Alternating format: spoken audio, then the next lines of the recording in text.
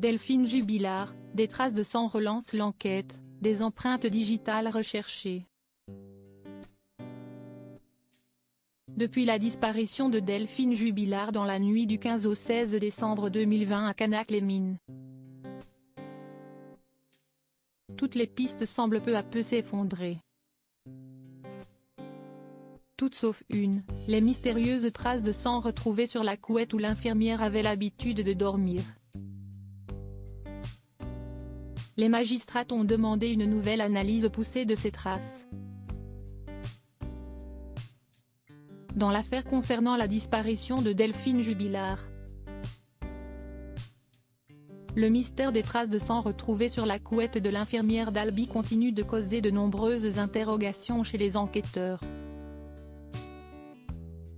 D'ailleurs, selon le Parisien de ce 12 mars, les deux juges d'instruction chargés du dossier, Audrey Assema et Coraline Chartier, ont ordonné le 23 février dernier de faire une nouvelle expertise sur ces traces, aux fins de recherche de traces biologiques. Pour rappel, la première expertise de cette housse de couette blanche à rayures bleues avait mis en évidence la présence d'une dizaine de traces de sang. Les tests de détection de sang humain s'étaient par la suite avérés négatifs.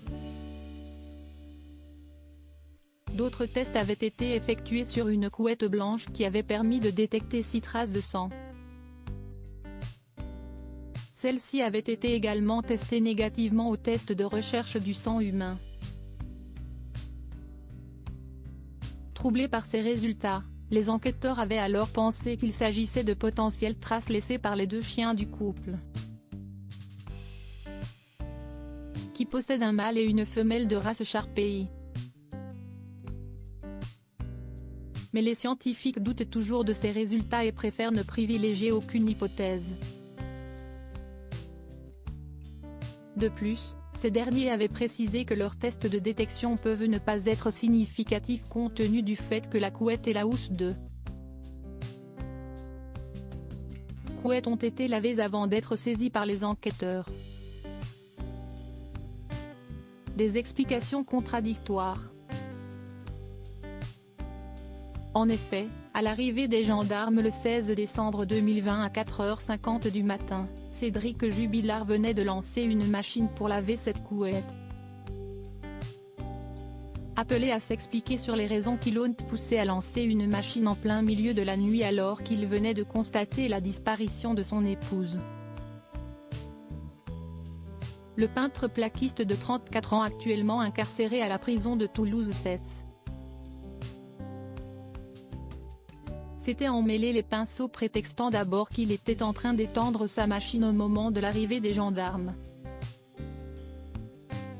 Il était ensuite revenu sur ses propos et avait affirmé avoir lavé la couette car l'un de ses deux Shar-Pei venait d'uriner dessus.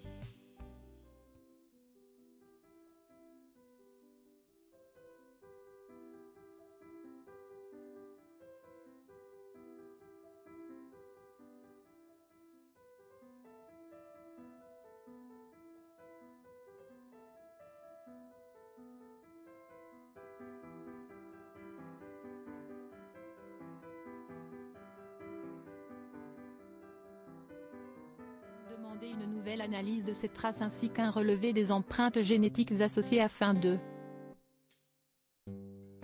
les comparer avec les profils ADN de Cédric et Delphine Jubilard. Ces résultats seront connus vers la mi-avril selon le Parisien. Cédric Jubilard reste présumé innocent des faits qui lui sont reprochés jusqu'au jugement définitif de cette affaire.